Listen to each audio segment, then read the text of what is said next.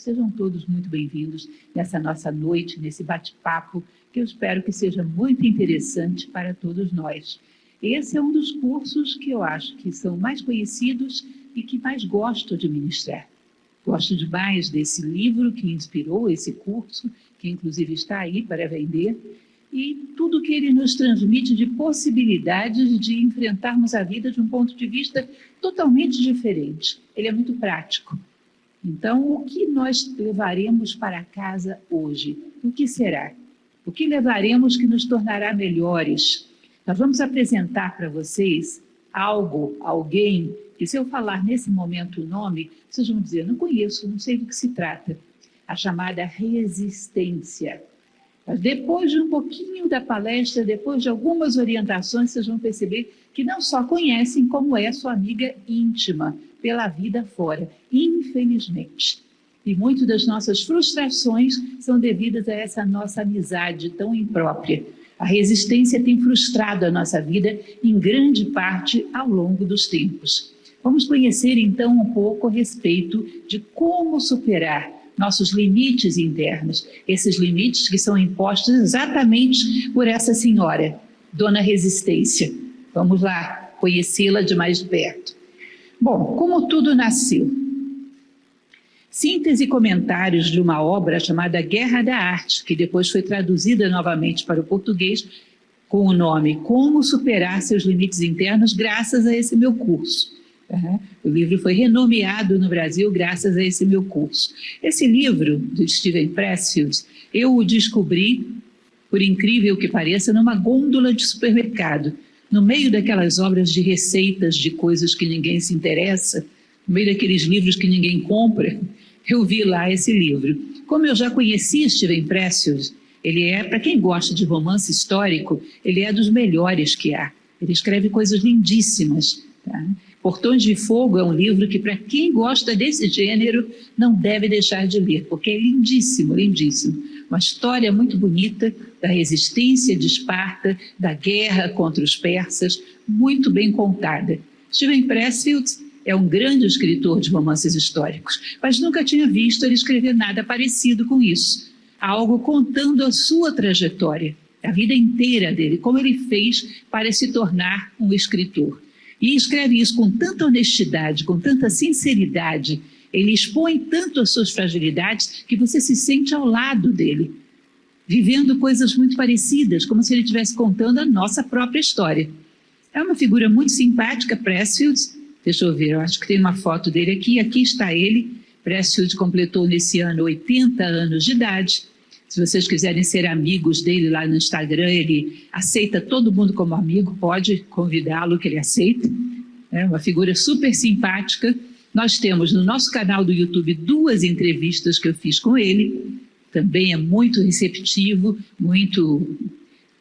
Enfim, uma pessoa muito aberta a contato com pessoas novas, muito aberto a falar a respeito da sua obra, simpaticíssimo. Ele ainda está escrevendo, inclusive. Acabou de lançar nos Estados Unidos a sua autobiografia. Eu espero que por aí venha um livro muito bonito, muito interessante, porque o pouco da vida dele que ele conta nesse Como Superar os Limites Internos, você já fica impressionado de ver. O nível de dificuldade que foi atravessada, a determinação que foi necessária para chegar a concretizar os seus sonhos. Ele, então, nasce em Trinidad, em setembro de 1943, como falei para vocês, tem 80 anos, tem um monte de livros, não sei dizer quantos, ainda está bastante ativo, com 80 anos, ainda escreve. E nós vamos trabalhar com essa obra. Essa obra, a antiga Guerra da Arte, que hoje se denomina Como Superar Seus Limites Internos, o livro está aí para quem tiver interesse, ela é dividida em 3 partes, gente. Em primeiro lugar, definindo o inimigo, que é o primeiro capítulo, primeira seção do livro. Segundo, tornando-se um profissional. E o terceiro, o reino superior. Nós vamos começar então por definir o inimigo.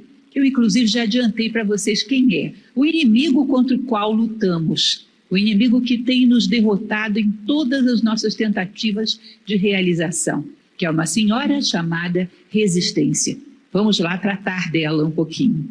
E ele vai começar, então, falando 2 coisas muito interessantes. Primeiro, nós temos uma vida comum e temos uma vida não vivida. Essas duas transcorrem em paralelo.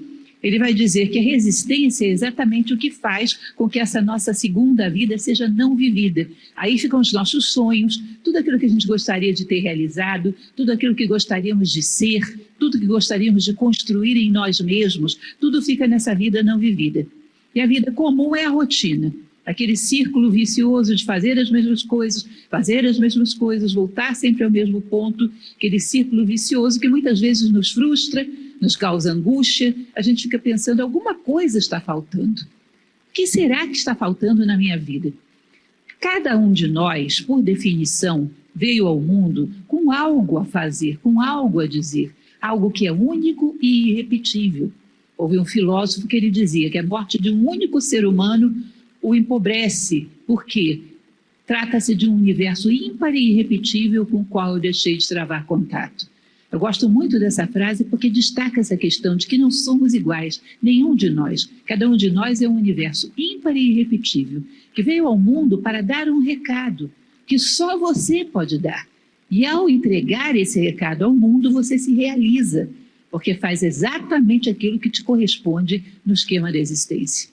Agora, se você não fala a sua palavra sagrada, não dá o seu recado ao mundo, não faz aquilo que te trouxe ao mundo, tudo isso fica como se trancado dentro de você, causando uma frustração muito grande e você não sabe o que é. É como se fosse algo querendo nascer que você não deixa. Imaginem a agonia de uma mulher, uma ocasião me recordo que tive um sonho parecido com isso, uma mulher grávida, prestes a dar à luz, e a criança começa a querer nascer e ela tenta impedir que isso aconteça. Imagina a dor e o sofrimento que seria uma atitude absurda como essa. Que coisa insensata. E é mais ou menos isso que nós fazemos para a vida fora. Uma frustração tremenda, uma angústia tremenda, porque algo dentro de nós está querendo nascer, está querendo marcar presença no mundo, está querendo fazer aquilo para o qual veio ao mundo. E nós não deixamos. Então, muitas vezes, quando eu vejo as pessoas passando por dores, por angústias de todos os tipos, eu fico pensando, será que isso não é um parto que está sendo interrompido? Será que não é essa sua vida interior querendo vir para o palco da vida e ela não está deixando? E daí vem todas essas dores? Então, ele vai assinalar essa primeira questão. Nós temos duas vidas. E a resistência é exatamente isso que impede a nossa vida interior de se manifestar, que impede que os nossos sonhos venham à tona, que entrem em prática na nossa vida. Tá? Existência é força que deforma nosso espírito e nos torna menores do que nascemos para ser. Então imaginem, tudo aquilo que te faz crescer como ser humano, tudo aquilo que realiza os teus sonhos, vai encarar uma coisa chamada resistência. É como se vocês imaginassem que vocês estão numa escada. Todos nós estamos numa escada. Viemos aqui para crescer como seres humanos. Viemos aqui para sair maiores do que entramos, para fazer diferença para o mundo e para nós mesmos. Todos nós queremos chegar lá no último momento da vida, olhar para trás e ver que estamos um pouquinho melhores do que éramos quando chegamos. E o mundo também ficou um pouquinho melhor porque eu existi. Eu fiz diferença na vida das pessoas, na minha vida, ou seja, eu não vivi em vão. Cada um de nós tem essa necessidade de não viver em vão, de fazer diferença. Então nós estamos nesse degrau da escada tentando subir para cada vez crescermos mais e fazermos diferença. Para subir você tem uma força colossal que te impede, que se coloca no teu caminho de todas as formas, que é a tal da resistência. Agora, para descer, muito pelo contrário, ela dá todo o apoio. Se você quiser voltar a um degrau anterior de fragilidade, de descompromisso, de seja lá o que for, um degrau inferior de consciência, ela vai carimbar o teu passaporte. Mas para crescer você vai ter que enfrentá-la. Então ela deforma o nosso espírito e nos torna menores do que nascemos para ser. E aí ele vai falar que resistência, olha, vocês vão achar que ele é radical, porém não é. Ele é bem honesto nessas colocações. Resistência é mais difícil de renegar do que cocaína. Muitos aleijam e desfiguram suas vidas, ou até morrem vítimas da resistência. Fabrica bêbados, viciados, neuróticos e compulsivos. Por que ele considera que a resistência é pior do que cocaína? Porque a cocaína e muitas outras coisas de gravidade igual ou pior, são resultado da derrota pela resistência. Quando nós não somos felizes, quando não nos realizamos, quando a nossa vida começa a ficar insípida, sem graça, sem motivação nenhuma, nós começamos a criar rotas de fuga para que essa vida fique um pouco mais suportável. Começamos a fugir de nós mesmos, pelas coisas às vezes mais inocentes, é uma telenovela, um Big Brother, seja lá o que for, é uma série coreana, né, que está muito em moda, não é isso? Para alguma coisa você foge, ou começa... Quando isso já não é mais suficiente, vai você para compulsividade, compra, compra, compra, compra, compra, não fica satisfeito com nada daquilo, compra de novo, vai para coisas mais graves, começa com vícios, às vezes com alcoolismo, vai avançando, às vezes cai em drogas, chega ao limite a frustração de ser tão insuportável que algumas pessoas acabam atentando contra a sua própria vida. Parece uma loucura isso, mas nada mais é do que um esquema para fugir da dor que a resistência provoca, que ela te impede de realizar-se, ela te impede de ser pleno, de fazer aquilo que você veio ao mundo para fazer. Portanto, ela é pior do que qualquer desses vícios, de quaisquer desses vícios, sabe? Porque ela é a geradora de todos eles. Nós vamos ver que nada mais é, essa coleção de vícios, nada mais é do que uma forma de fuga para que a vida fique suportável. Porque uma vida onde você não se realiza se torna insípida, monótona e insuportável. E estamos todos fugindo dela de todas as formas. Continuando, os maiores sucessos da resistência. Então, hit parade da resistência. Os maiores sucessos. O que é que a resistência mais nos impede de fazer? Lembram do degrau? Você está num degrau, o degrau que te leva imediatamente para cima, aquele que está imediatamente à sua frente. Ela não quer que você suba de jeito nenhum.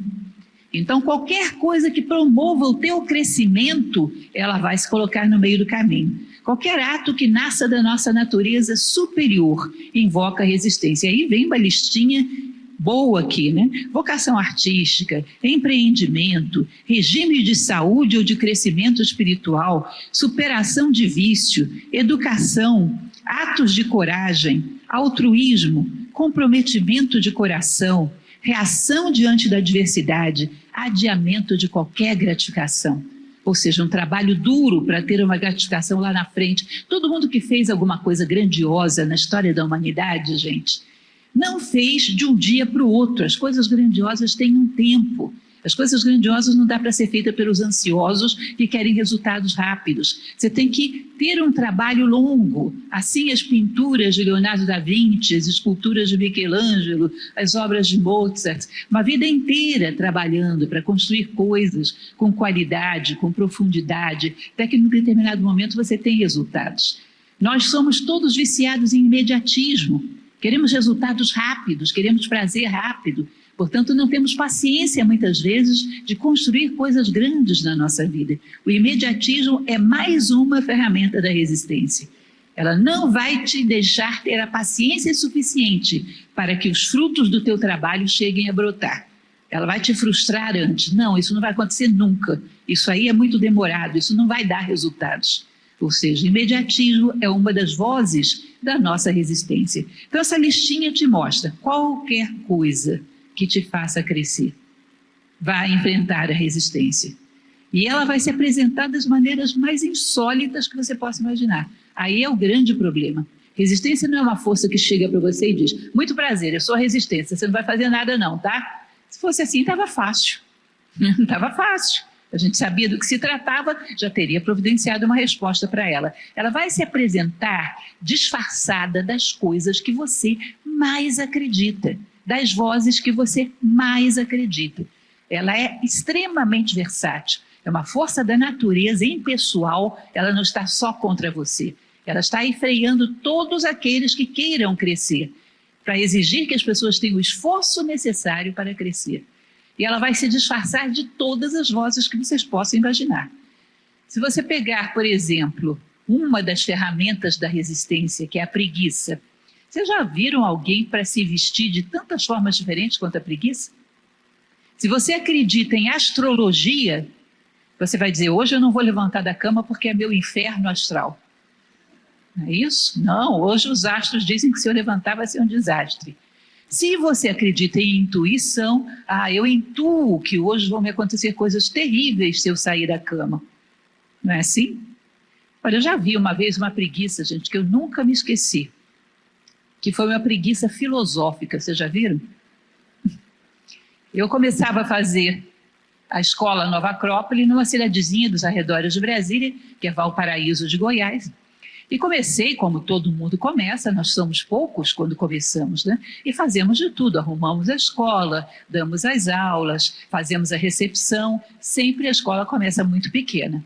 Aí um aluno chegou mais cedo, bem mais cedo do que o horário da aula, e me pegou arrumando as cadeiras, arrumando a sala de aula.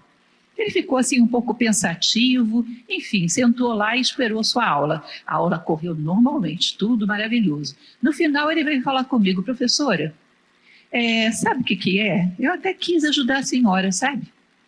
Mas acontece que Platão, o filósofo, costumava dizer que cada um tem que se dedicar a um único ofício, que é aquele que está de acordo com a sua natureza. E a minha natureza não é de faxineiro, portanto eu não podia ajudar a senhora. Gente, é uma preguiça platônica, você sabe o que é isso? Ou seja, a resistência, ela é assim, ela é capaz de se disfarçar das coisas mais loucas que vocês possam imaginar. E aqui vamos falar de algumas delas. De quantos seres humanos entraram em profunda depressão. Vocês já ouviram falar que na juventude Adolf Hitler queria ser pintor de quadros? Eu acho, o Pressfield fala isso, e eu acho que ele tem razão, que para Hitler deve ter sido mais fácil deflagrar a Segunda Guerra Mundial do que pintar um quadro. A resistência o derrubou no meio do caminho. Quantos, às vezes, vivem uma frustração, uma loucura por ter sido derrotado na realização dos seus sonhos, por ter tropeçado na resistência. Vamos conhecê-la, então, um pouco mais de perto. A resistência é invisível, mas sensível, força de repulsão afastando-nos do nosso trabalho. Digamos, vamos pegar como exemplo o caso do Pressfield. Digamos que a tua vocação é para escritor. Você sonha em ser um escritor. Aí você arruma a sua casa, coloca num cantinho lá de um quarto ou de um escritório, se você tiver, o seu computador, tudo que você precisa, se precisar de alguma fonte de consulta, coloca pertinho, tudo preparado para amanhã, em tal horário, você começar a escrever. Aí amanhece outro dia, lá vai você. Faz as suas tarefas matinais, você vai sentir que existe uma força física mesmo, te empurrando na boca do estômago, para que você vá para qualquer lugar da casa, menos para aquele lugar onde está o seu computador. Você vai querer estar na cozinha, no jardim, na casa do vizinho, mas ali nunca. Existe uma força física mesmo, que te sufoca, te empurra para trás, uma força de repulsão tremenda. E nós vamos perceber que essa força, nós vamos ter que lutar contra ela todos os dias, não é um dia só. Todos os dias teremos que estar em posição de guerra para lutarmos contra essa força. Ela nunca desiste de nos impedir de fazer e realizar os nossos sonhos, fazer aquilo que devemos, aquilo que nos realiza. Daí o exército de frustrados que temos dentro da sociedade. Tá? A resistência é interna, não nasce de qualquer circunstância ou adversários externos. Nós a geramos e perpetuamos. Pressfield diz que ele andava pelos Estados Unidos, porque ele foi ter sucesso com um livro aos 50 anos de idade. A vida inteira tentando escrever, vocês imaginam isso? Diz que ele foi de uma ponta a outra dos Estados Unidos, viajando para lá e para cá, procurando um lugar adequado para ele escrever, procurando inspiração, procurando sei lá o quê, 6 vezes, de uma ponta a outra dos Estados Unidos, sempre colocando a culpa em alguém. Alguém é culpado por eu não escrever. Essa cidade não é boa, esse meu vizinho fazia muito barulho, esse emprego que eu arrumei não me deixava ter tempo nem imaginação para escrever, essa coisa, sempre procurando inimigos externos, perdendo tempo com esse tipo de ilusão, esse tipo de vitimismo e ilusão. A resistência você leva contigo para onde você for. A resistência não é um fator externo, é um fator interno. São as tuas barreiras internas que você tem que vencer para chegar a ser do tamanho que você sempre sonhou ser. Ela está contigo, não atribua a responsabilidade a quem quer que seja. Ela até pode recrutar aliados à tua volta, mas ainda é ela, a tua resistência interior, que está atuando. E se você não vencê-la, você vai carregá-la pela vida fora, para onde você for. A resistência é insidiosa. Mente, seduz, intimida e trai. É multiforme, como já falamos. Ela vai se disfarçar daquilo que tem maior eficiência para você, aquilo em que você mais acredita. E o pior de tudo, fiquem atentos, porque o que ela diz não é mentira, é verdade. Aquilo realmente está acontecendo, mas não é suficiente para te impedir de agir. Ah, eu gostaria muito de fazer um trabalho voluntário, mas agora vai nascer um filho, você pai, você mãe, não vai dar. Ela não te diz que Tolstói fez toda a sua obra com 10 filhos, Johann Sebastian Bach com 18. Ou seja, houve pessoas na história que tiveram dificuldades desse tipo, muito maiores do que a tua, e não deixaram de dar o seu recado ao mundo. Tá? Ou seja, é verdade que um filho vai levar tempo, que vai exigir tua atenção, é verdade, mas que ele não vai te deixar tempo nenhum para você realizar o seu sonho, isso é uma mentira. Ou seja, a resistência usa argumentos que não são falsos. Aí é que é o problema para a gente identificar, só que não são suficientes para nos deter. E a gente tem que saber, estar esperto com esses argumentos, porque parecem muito plausíveis.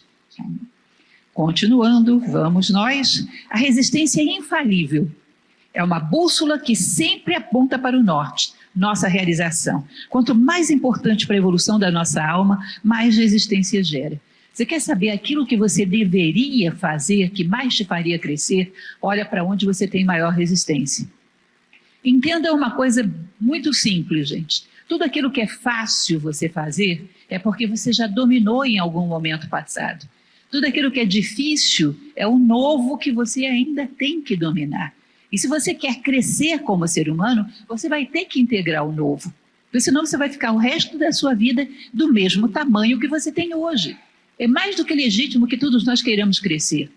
Com a nossa realização, com a realização dos nossos sonhos, expandir a nossa consciência. Para isso, você vai ter que integrar o novo. E o novo sempre dá medo. Aquele ponto onde você mais tem resistência, mais tem medo, provavelmente era a coisa mais interessante que você deveria desenvolver. Ali deve estar a fonte do seu maior desafio. Então ela é como uma bússola, onde ela mais te detém é exatamente onde está o teu sonho. Recordo o que aconteceu há muitos anos, nem tantos, uns 5 ou 6 anos atrás, em Brasília, de uma jovem que sabe-se lá por que razão, na sua infância, ela desenvolveu uma fobia a peixe. Tinha horror a peixe, tinha um medo terrível. E aí o seu terapeuta chegou para ela e disse o seguinte: olha, você tem 2 possibilidades. Ou você passa a vida inteira fugindo do peixe, que vai ser uma coisa meio chata, né? Meio desagradável, ou você corre na direção que o peixe está e enfrenta esse negócio de uma vez. E vê o que tem reservado para você aí. E ela, corajosa, resolveu fazer essa segunda opção. Foi para dentro de um barco e foi fazer um esporte, velejar dentro d'água, lugar que está cheio de peixe. Ela foi para lá, enfrentar o seu medo num esporte dentro d'água. Ela chegou a se tornar campeã olímpica. Ganhou medalha em Jogos Olímpicos. Sabe o que é você atingir o seu maior eficácia correndo na direção que a resistência mais queria te deter? Provavelmente é assim. É onde mais os nossos sonhos residem. Portanto, ela é uma bússola, ela aponta exatamente para a direção dos teus maiores sonhos. É onde ela mais quer te impedir de ir. Onde ela mais te atrapalha, onde ela mais te distrai. Provavelmente o teu sonho está nessa direção. É mais forte na reta final. Com linha de chegada à vista, ela golpeia com todas as forças. Ele cita uma passagem da Odisseia, que Ulisses já estava chegando na sua ilha de Ítaca. Resolveu tirar uma soneca. E aí ele tinha um saco onde estavam presos os ventos adversos para que ele pudesse chegar até a sua ilha. Os marinheiros acham que aquilo é ouro, soltam os ventos. Os ventos jogam o barco lá no início da jornada de novo. Voltam tudo que eles tinham navegado lá para o início. Porque na reta final, ele já estava vendo a fumaça saindo das chaminés. Ele resolve descansar um pouquinho. Ele baixa a guarda. Em qualquer momento em que você esteja correndo na direção do seu sonho, a resistência vai estar tentando te derrubar. Nos últimos passos, na linha final, ela vai bater com mais força. Ela não desiste nunca. Ela é uma guerreira implacável, nunca desiste. Portanto, cuidado na reta final. Enquanto vivermos, a resistência estará, ela é uma coisa incansável. Enquanto vivermos, ela estará batendo e tentando nos impedir de crescer. Continuando. Tudo ok? Sim, ok. A resistência recruta aliados, isso eu acho muito engraçado. Existe um acordo tácito por permanecer em mesmo lodaçal. As pessoas se sentem traídas. Não sei se vocês já perceberam isso. Lembram lá na infância, quando um dia a gente foi fazer a prova do colégio, se saiu mais ou menos bem, quando você saiu lá fora, os garotos queriam bater em você, porque todo mundo tirou 0, se você tirasse também, a culpa era do professor, né? Toda a classe tirou 0. Aí você tira a nota e expôs todo mundo, fica todo mundo com raiva de você. Lembra disso? É assim na sociedade. Se todos nós fracassássemos na construção dos nossos sonhos, podia dizer, realizar sonhos é impossível, olha, ninguém está conseguindo. Aí vai lá um chato, levanta e começa a caminhar na direção dos seus sonhos, expõe todo mundo. Ele prova que isso é possível, que os outros não estão fazendo por comodismo, por não quererem dar a batalha. Portanto, é como se existisse um acordo tácito para ficarmos todos no mesmo lamaçal, juntos. Se alguém reage, vai ser tido como traidor. E essas pessoas são pessoas que te amam, são pessoas que querem o teu bem, não sabem nem por que estão fazendo isso, mas por alguma razão se sentem incomodadas por essa tua reação, porque você expõe os demais. Todo mundo tem os seus próprios sonhos e todo mundo está tentando calá-los, está tentando esquecê-los. E nesse momento que você sai correndo atrás dos teus sonhos, você expõe para todo mundo que eles estão sendo débeis, que poderiam fazer a mesma coisa. Portanto, incomoda e as pessoas voltam muitas vezes com ataque. Críticas, por exemplo, que se faz a artistas, muitas vezes são críticas boas, que realmente ajudam o artista a se aperfeiçoar, mas muitas vezes são puro incômodo, porque o cidadão está correndo atrás dos seus sonhos e eu não pude. Críticas muitas vezes estão carregadas de inveja, porque ele está fazendo aquilo que eu gostaria de fazer e não dei conta. Isso é muito comum. Então, o que podemos fazer em relação a isso? Avançar e dar exemplo. Mostrar que é possível. Se você quiser, você pode levantar, você pode se mover e pode ir atrás dos seus sonhos. O melhor que podemos fazer pelas pessoas que amamos. Lembram dessa frase? Quem é que já assistiu alguma palestra minha aqui no YouTube? Só para eu saber. Ixi, quanta gente. Que bom, coisa boa. Eu sempre uso essa frase que eu gosto bastante. A melhor coisa que podemos fazer por aqueles que amamos é o quê? O que vocês acham? Melhor coisa para você fazer por aqueles que ama. Isso, crescer como ser humano. Porque só assim você pode garantir alguma coisa para ele, um sentimento verdadeiro, que não é dissipado pelo tempo, e pode garantir um referencial que pode ajudá-lo durante toda a vida. Essa é a melhor coisa que podemos fazer. Avançar, crescer, dar exemplo. Resistência é procrastinação. Essa é o hit parade da resistência, é uma das ferramentas que ela mais usa. Tá? Racionalização mais fácil. Não vou é trocado por vou amanhã. Torna-se um hábito. Adiamos nossa vida até a morte. Quantas vezes, para nós que damos aula em Nova Acrópole, já enfrentamos isso? Às vezes a pessoa está fazendo o curso de filosofia, fez lá uma aula, 2, 3, está adorando. Lá pelas tantas ela vem com aquela conversa, eu estou gostando demais, mas agora, nesse momento, eu não vou poder, porque eu tenho que estudar para tal coisa, porque eu ganhei uma bolsa de um curso de inglês, porque eu tenho que fazer tal coisa, mas já já eu volto, agorinha, daqui a pouquinho, e não volta nunca mais. Quantas vezes isso? Eu me recordo que algum tempo atrás encontrei um aluno que eu dei aula de filosofia para ele 20 anos atrás. E ele estava adorando. Ele me disse, professor, agora eu vou ter que parar um pouquinho, porque eu vou estudar para um concurso, não sei das quantas. Mas assim que terminar isso, eu volto de novo. Voltou 20 anos depois. E cá entre nós, eu fiquei bem surpresa dele ter voltado algum dia. Porque uma vez que a resistência sabe que um curso de filosofia pode te ajudar a crescer, ela não vai querer te deixar voltar lá nunca mais. Ela toma isso como inimigo. Mas essa desculpa é ótima. Pensa bem, se você diz, vou fazer tal coisa na segunda-feira, você fica com a ilusão de que você está comprometido, já está na tua agenda, portanto você já está fazendo, só que você não diz qual é a segunda-feira, né? E as segundas-feiras vão indo e pronto, não chega nunca. É uma das ferramentas que a gente mais se enrola, mente a si próprio com elas. Vai chegar, já eu faço isso, não faz nunca. Daqui a pouquinho, já estou voltando, não volta nunca. Esse é um instrumento que a resistência usa demais. E nós adiamos os nossos sonhos até o túmulo dessa forma. Tem vezes que a gente dá aquele arroubo de loucura, vai lá numa loja, compra um violão, um violino, agora eu vou tocar. E os anos vão passando, e o violino vai juntando pó lá na parede, as aranhas fazem teia lá dentro dele, e você, já eu começo. E às vezes uma vida inteira e não faz absolutamente nada. Procrastinação. Essa é uma ferramenta que funciona mesmo. Adiamos as coisas, às vezes, até a morte. Tá? Que mais? Resistência e problemas. Esse é ótimo. Você já viu um cidadão que não vai conseguir realizar os sonhos dele de jeito nenhum? É um cidadão chamado encrenqueiro.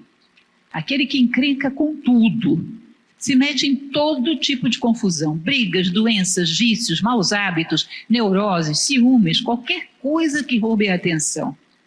Artista não tolera confusão em sua vida, pois impede de fazer o seu trabalho. Você imagina, Leonardo da Vinci está pintando a Gioconda, a Mona Lisa. Aí alguém vem e diz, Leonardo, pararam uma carroça aqui na sua porta. Você acha que ele vai lá brigar? Deixa parar onde que quiser, eu tenho mais o que fazer, eu tenho um trabalho a fazer. Vou perder meu tempo com isso. O seu vizinho está fazendo não sei o quê. Deixa ele, não tenho tempo. A pessoa que tem uma obra, que tem uma vocação, que tem uma missão a cumprir, não tem tempo para se meter em confusão.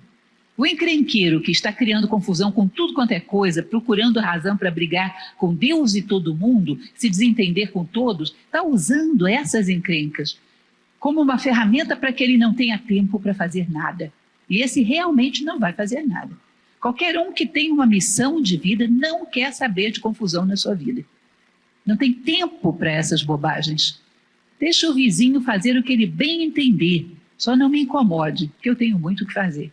Tá? E, portanto, o encrenqueiro é um dos que estão prisioneiros da resistência. Criar encrenca com tudo é, meus caros, resistência. Resistência das boas.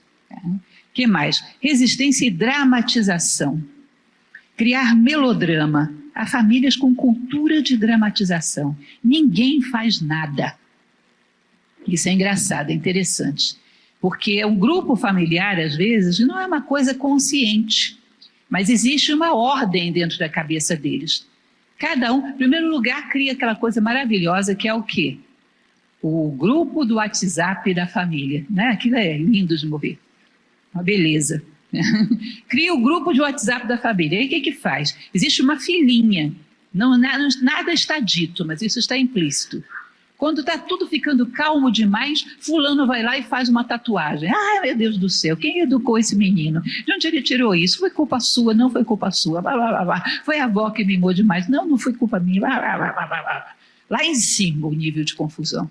Aí começa a deixar de ser novidade e vai baixando. Fulaninha arrumou um namorado suspeito. Ai, meu Deus do céu, e agora? Quem é esse cidadão? Alguém conhece? Quem que vai fazer? Confusão lá em cima. Aí vai baixando, fulano se endivida para comprar um carro zero. Ai, meu Deus, depois vai me pedir dinheiro emprestado. Como é que fulano não tem juízo? E blá, e blá. Ou seja, existe uma fila, a família toda ali criando dramas, porque todo mundo fica ocupado com isso e ninguém faz nada. É uma beleza, funciona que é uma maravilha. Uma cultura de dramatização em conjunto. É um negócio muito interessante. Eu acho interessante como, se não tiver drama na nossa vida, a gente importa da vida dos outros. É assim, porque você precisa tanto do drama que se não tiver, você pega, importa da vida de alguém. Recordo que uma vez eu estava chegando no meu local de trabalho e tinha um grupo de pessoas conversando entre elas.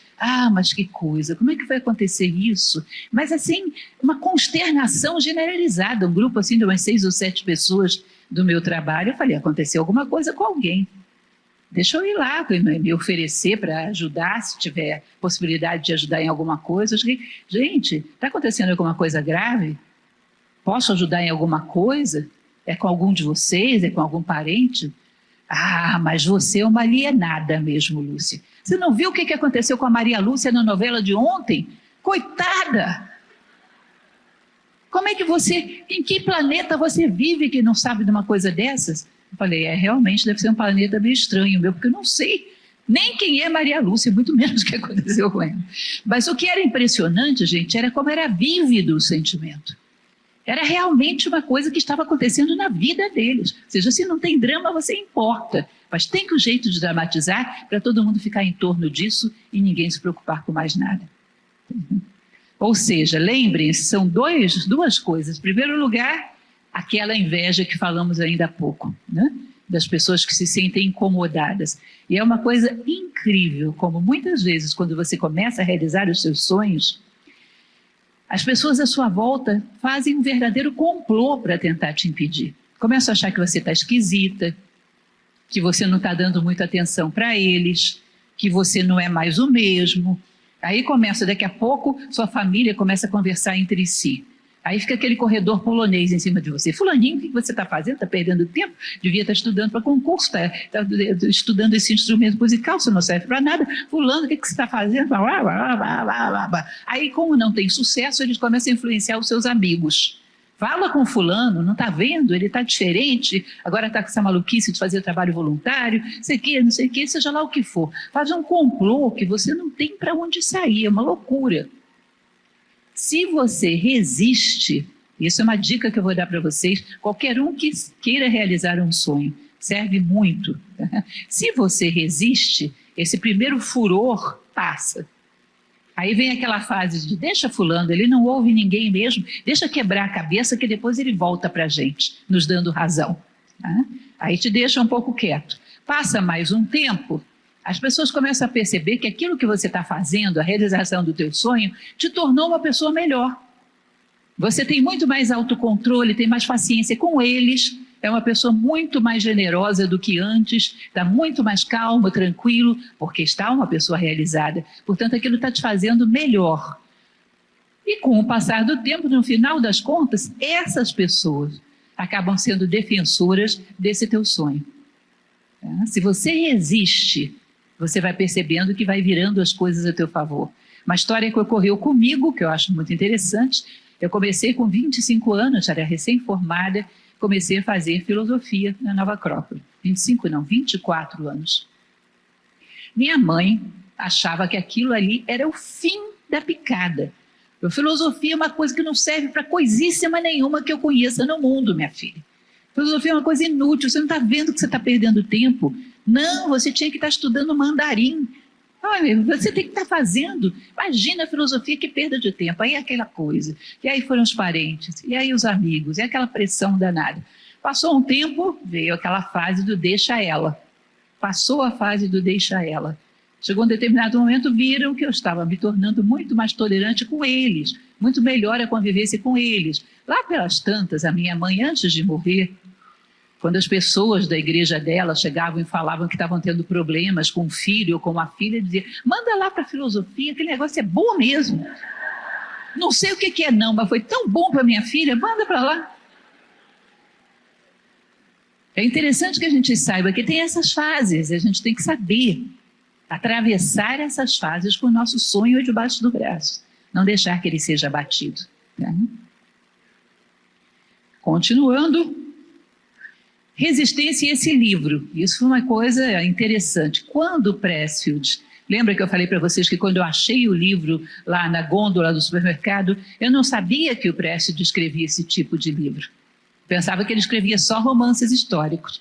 Diz que quando ele anunciou que escreveria um livro desse tipo, todo mundo disse, isso é autoajuda, isso vai desmoralizar você.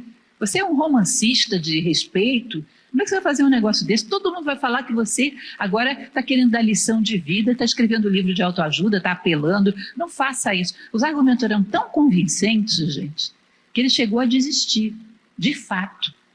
Ele só foi perceber que essas vozes eram vozes da resistência pela infelicidade que veio depois.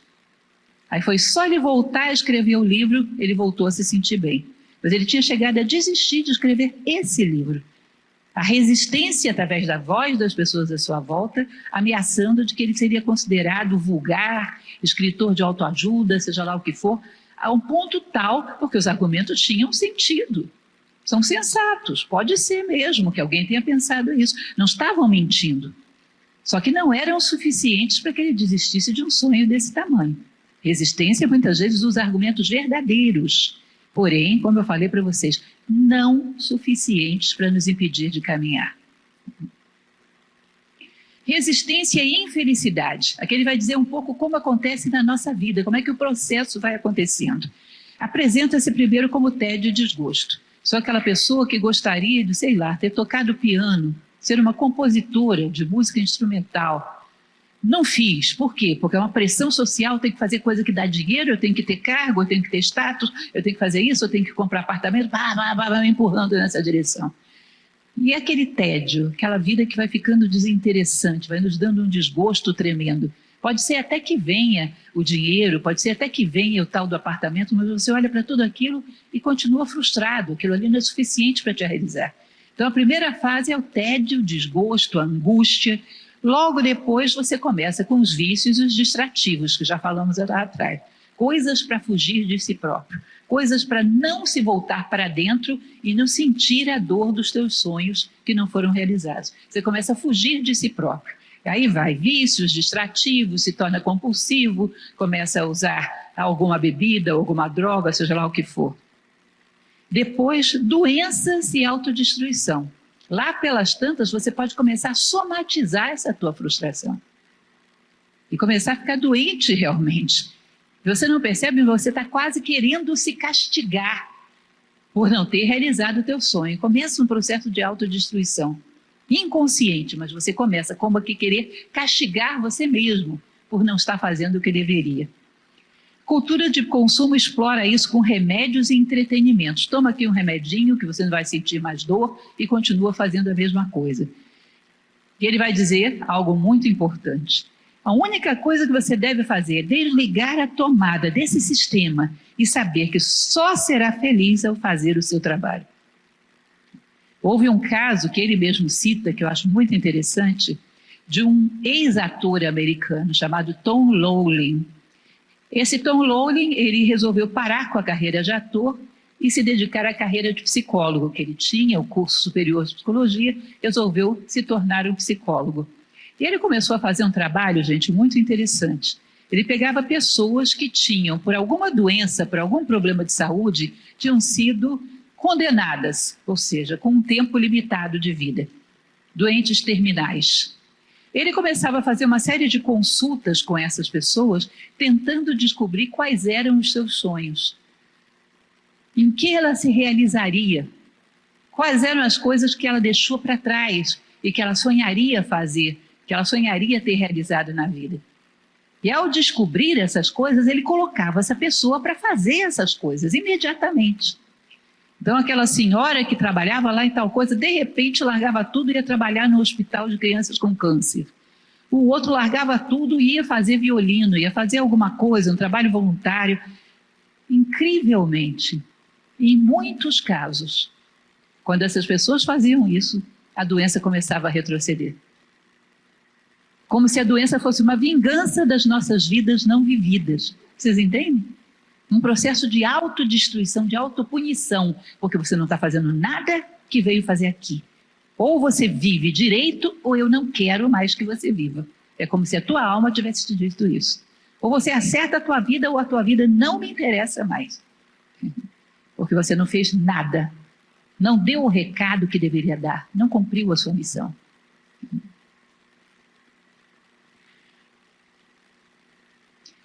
Essa frase eu acho muito bonita, eu copiei ipsis literis, como está no livro.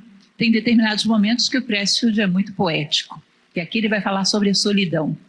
Assim que nos afastamos do clarão da fogueira, nossa musa pousa em nosso ombro como uma borboleta.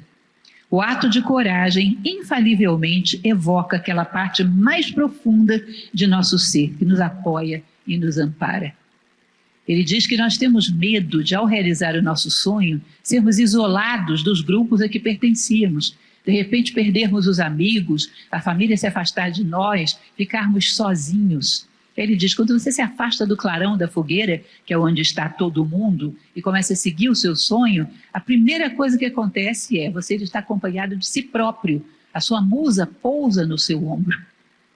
A musa como a grande deusa inspiradora dos gregos, né? Você está acompanhado de si próprio. E o teu trabalho também é um companheiro.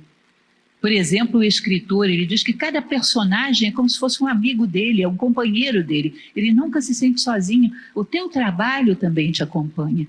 E além do mais, todos aqueles corajosos que também tiveram coragem de caminhar na direção dos seus sonhos vão se encontrar com você em algum ponto. Todos aqueles que resolveram despertar, sair da alienação e realizar os seus sonhos estarão com você em algum momento. Ou seja, você não está sozinho.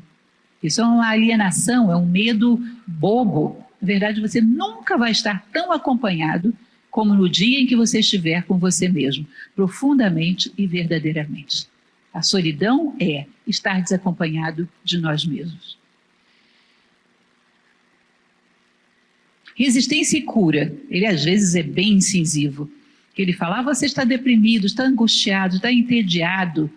As pessoas vão te dizer, não, antes de você fazer qualquer coisa, antes de partir para realizar esse teu sonho, você tem que ir para um lugar, para um spa, para ficar lá bem à vontade, desintoxicar, fazer uns exercícios. Ele vai dizer, moda de local terapêutico para se recompor antes de criar, ele coloca como mais uma alienação. A parte de nós que cria, essa parte, essa essência nós que é criadora, essa essência nossa que é criadora, ela só cresce com a dor. Ela não precisa de consolo. Você percebe que um escritor, quando ele tem um sofrimento na vida, ele tem mais assunto para as suas obras? Conhece a humanidade mais profundamente?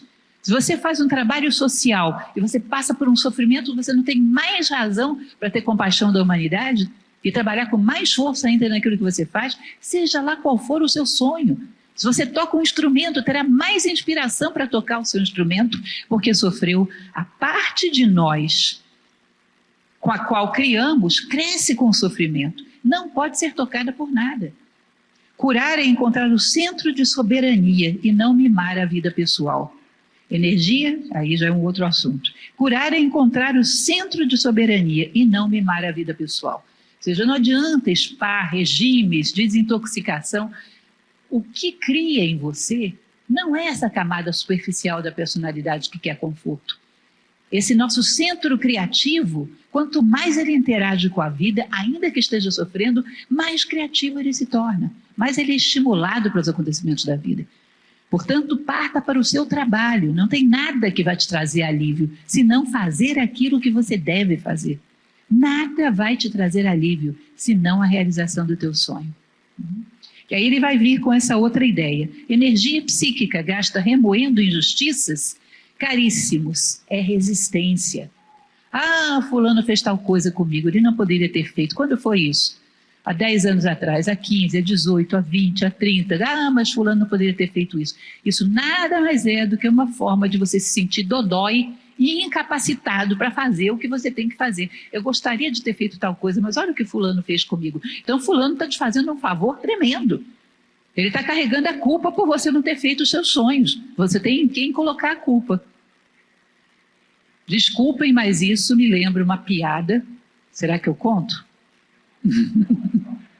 Daquela lista das piadas velhas e extremamente bobas, mas que eu não resisto, eu tenho que contar isso para vocês. Diz que havia 2 amigos que eram pescadores e eles, de tanto ir para pescar, levavam bebida, levavam cachaça, aguardente, acabaram se tornando alcoólatras. E aquela vida deles foi ficando pior, que todo alcoolismo gera um monte de prejuízos, né? E eles se sentindo angustiados com aquilo, aí eles fizeram um acordo, vamos parar de beber. Vamos? Vamos. Você me ajuda? Ajudo e eu te ajudo. Então vamos embora, vamos parar de beber. Realmente pararam de beber. Já passou algum tempo, eles estavam ali seguros, bem, resolveram, bom, agora a gente pode voltar a pescar, não pode? Já não bebemos mais, tranquilo, vamos lá pescar, a gente gosta tanto disso. Marcaram um dia para ir pescar. Aí chegou no dia, um amigo chegou com a caminhonete na porta da casa do outro, o outro veio colocar suas coisas, viu um saco, uma caixa, cheia de garrafas de cachaça. Ele falou, aí, rapaz, agora você me decepcionou. Esse esforço todo para a gente parar de beber, você me traz uma caixa de cachaça. Não, peraí, você está me ofendendo. O que é isso? Você está entendendo mal. Isso aí é porque a gente vai para um lugar que tem muita cobra. Vai que uma cobra nos morde, isso aí é álcool. Você está me entendendo mal. Ah, tá bom, tá certo, então vamos. Mas aquele outro saco ali que você está carregando é o quê? É cobra, vai que não tem. Você percebe que você tem que andar carregando as cobras pelo caminho para dizer, eu não fiz, não realizei os meus sonhos por causa das cobras aqui, ó. É por causa de fulano, por causa de ciclano, de beltrano. Vai que eu perdoo o fulano e esqueço isso que ele me fez. Quem vai ser o culpado de eu não realizar os meus sonhos? Não posso, eu preciso ter um culpado. E aí fico remoendo injustiças a vida inteira. Isso nada mais é do que mais uma das ferramentas da resistência. Você transfere a culpa e não faz nada. Fica acomodado na sua posição de vítima e não se realiza. Continuando, resistência e racionalização. Racionalização são explicações que a gente dá para justificar não ter feito aquilo que a gente deveria fazer. Para justificar a gente não ter honrado com o nosso sonho. E às vezes são super elaboradas, só que são mentiras. Né? Esta última, que é a racionalização, fundamenta o fracasso para não sentirmos vergonha. É o assessor que cuida da imagem do chefe, que é a resistência. Justificativas plausíveis, mas não impeditivas. Como eu já falei, não sei o que, eu tinha um trabalho de 8 horas. Já houve pessoas que trabalhavam 10 horas e ainda assim fizeram os seus sonhos. Eu tive um filho, teve gente que teve 10 e fez os seus sonhos. Eu tive um problema de saúde. Teve gente que passou a vida inteira tendo problema de saúde, como aquele Stephen Hawking, e fez o que tinha que fazer. Ou seja, qualquer justificativa que a resistência traga, qualquer racionalização que ela traga, é sempre uma mentira. Porque aquilo ali pode te atrapalhar em alguma coisa? Pode, mas te impedir? Não pode. Muitos já fizeram. Com problemas iguais a esse e até piores. Muitos já fizeram. Tá? Portanto, cuidado com as racionalizações, que são as justificativas que você inventa para si próprio, para ficar em paz com a sua consciência, por não ter corrido atrás dos seus sonhos. A resistência pode ser vencida. Grandes obras são prova disso. É como dar à luz. Portanto, olhe qualquer grande obra da história da humanidade, uma grande música, uma grande construção, um grande trabalho social, uma grande obra de arte, são provas de que a resistência pode ser vencida. Se nenhum ser humano tivesse vencido a resistência, seríamos todos medíocres ao longo da história. Não teria um grande criador, não teria um gênio, não teria ninguém que tivesse feito nada digno de nota. Se existem essas coisas, é porque a resistência já foi vencida diversas vezes. E se já foi vencida por um ser humano, é sinal de que todos nós temos chance. Todos nós podemos também. Parte 2 do livro. E aí ele vai falar de uma coisa muito importante. Tornando-se um profissional. Ele diz que o espírito de profissionalismo é o único que tem condições de combater a resistência. Se você é um amador, a resistência vai te massacrar. Você não vai ter chance nenhuma. O espírito de profissional, persistente, disciplinado, pontual, não desiste nunca, perseverança, constância, só o espírito do profissional tem condições de vencer a resistência e chegar vitorioso do outro lado. Ele vai falar que em relação aos nossos sonhos, muitas vezes somos amadores, não temos o espírito necessário e por isso somos derrotados. Aí ele faz essa comparação, né, do amador com o profissional. Digamos que você escreva poesias. Tá? O amador escreve essas poesias por quê? Por diversão, quando sobra tempo. O profissional escreve para valer. Todos os dias ele tira um tempo para fazer, para praticar, para ir aperfeiçoando a sua arte, para fazer coisas cada vez melhores. O amador tem aquilo como passatempo. Eu escrevo quando não tem outra coisa para fazer. O profissional tem aquilo como vocação. Ele sabe que dali vai sair a sua realização. É uma questão de sobrevivência. Assim como a tua vida econômica vela pela sobrevivência do corpo, a realização dos teus sonhos vela pela sobrevivência da tua alma. Ele sabe disso, ele leva isso a sério. O passatempo o amador dedica um tempo parcial ao seu sonho. Ou seja, quando sobra, se sobra, pode passar meses sem escrever uma poesia, sem pegar no seu instrumento musical. Ou seja, quando sobra, ele vai dedicar alguma coisa. O profissional dedica tempo integral. Entenda bem, não se trata de que ele vai ficar o dia inteiro escrevendo poesia. Trata-se de que ele vai determinar um horário para fazer isso. Digamos que ele é uma pessoa, trabalha 8 horas por dia, tem uma vida familiar, então eu tenho um horário antes de dormir, das 8 às 9 da noite. Esse horário é inexorável, nem discuta comigo, que eu não estou disponível nesse horário. Esse tempo é integral, é o que eu tenho, é o que eu tenho. Pressfield diz, a musa ela é bastante paciente e concessiva, ela aceita que você tenha pouco tempo, mas esse tempo que você se comprometeu é inexorável, que nada te tire daí. Portanto, o profissional, se ele tem 1 hora para se dedicar ao seu sonho por dia, nesse horário ele estará aí. Ele leva isso extremamente a sério, tão a sério quanto ele leva o seu trabalho. Só sai depois da sirene, né? Só sai depois que bate o ponto. Aí também. Ele só sai depois que ele realizar o seu trabalho. O amador toma isso como um bico, um detalhe da sua vida. E o profissional uma atividade real, de dedicação integral. Ele leva a sério o seu sonho e vai realizá-lo, porque não desiste. Tem perseverança, constância, ritmo, compromisso. Ele vai chegar a realizá-lo. É inexorável, é uma questão de tempo. Essa frase de Somerset Maugham, um escritor, eu acho muito interessante. Perguntaram para ele, Maugham, explica aqui para a gente, você escreve todos os dias ou só quando vem a inspiração? Ele falou, não, é claro que eu só escrevo quando vem a inspiração. Só que ela vem todas as manhãs às 9 horas em ponto. Por que às 9 horas em ponto a inspiração está lá? Porque eu estou lá inexoravelmente. O mundo pode estar acabando, eu estou lá. Aconteça o que acontecer, eu estou lá. Portanto, a minha seriedade invoca a inspiração. Eu me faço digno da inspiração. Ou seja, todos os dias ela vem às 9 horas em ponto, porque eu estarei lá esperando por ela. Isso é um profissional, entende? Um espírito. É seriedade, é compromisso. Ah, mas você está fazendo isso só por um violino? É, por um violino, sim. Isso é o meu sonho. Só por um trabalho voluntário? É, por um trabalho voluntário. Ou seja, pelo teu sonho, ele vale tanta seriedade quanto qualquer outro trabalho da sua vida. Portanto, se você é profissional em alguma área, deve ser profissional também quando se trata de realizar seus sonhos.